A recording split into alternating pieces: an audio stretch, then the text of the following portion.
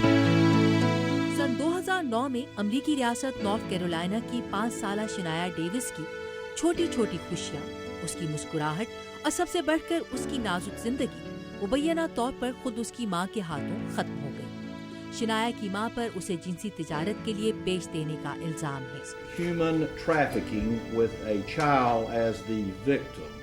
लेकिन इंसानी स्मगलिंग के हवाले से अमेरिका में ये अपनी नौयत का वाहिद या पहला वाकया नहीं। There's an estimate that says that 200,000 American children are at risk for being trafficked into the sex industry every single year.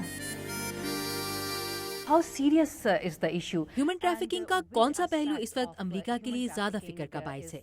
क्या ये अमेरिकी सरहदों के अंदर होने वाली इंसानी स्मगलिंग है या वो स्मगलिंग जो शुरू तो अमेरिकी सरहदों के पार होती है लेकिन जिसका शिकार होने वालों की मंजिल अमेरिका बनती है? Well, we take both of them very seriously. हम इन दोनों पहलुओं को ही बहुत संजीदगी से लेते हैं। हमारे ख्याल से सेक्स ट्रैफिकिंग और जबरी मुशक्क़त दोनों के हवाले से ही इंसानी स्मगलिंग इन मसाइल में से एक है जो किसी एक मुल्क की सरहदों तक महदूद नहीं बल्कि सही मायनों में बैनुल-अक़वामी मसले का दर्जा रखते हैं।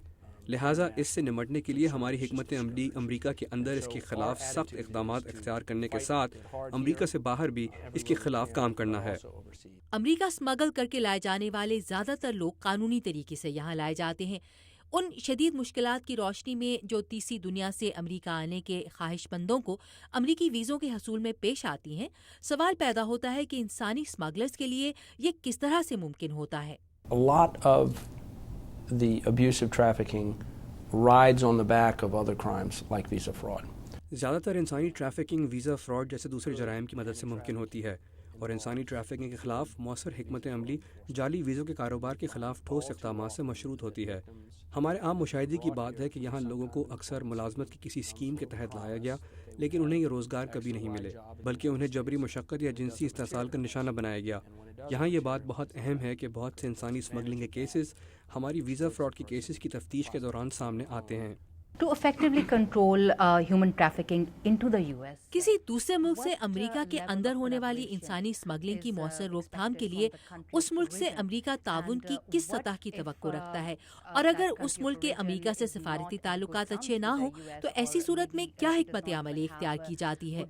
Difficult when we don't have foreign. इंतहाई मुश्किल जब आपको बैरून मुल्क ऐसे पार्टनर्स ना मिले जो किसी मखसूस जुर्म की जानिब वैसा ही रवैया ना रखते हों जिसकी आपको उनसे उम्मीद हो तो इस जुर्म की रोकथाम मुश्किल हो जाता है। खुशकिस्मती से दुनिया के ज़्यादातर ममालिक अब इंसानी स्मगलिंग को एक संजीदा मसला समझते हैं और हमारे साथ ताउन करते हैं। मुख्तलिफ मुल्कों के साथ ताउन मुख्तलिफ लेवल्स पर होता है।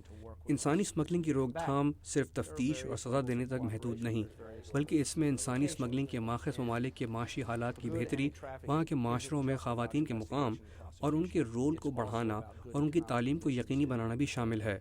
जॉन मॉर्टन के मुताबिक इंसानी स्मगलिंग की रोकथाम के लिए उनका इदारा न सिर्फ दूसरे ममालिक के कानून के मुहावजों की तरबियत करता है बल्कि खुद अमेरिका में सिर्फ पिछले साल के दौरान ह्यूमन ट्रैफिकिंग के 650 से जायद केसेस पर कार्रवाई शुरू हुई और 300 गिरफ्तारियां अमल में लाई गईं।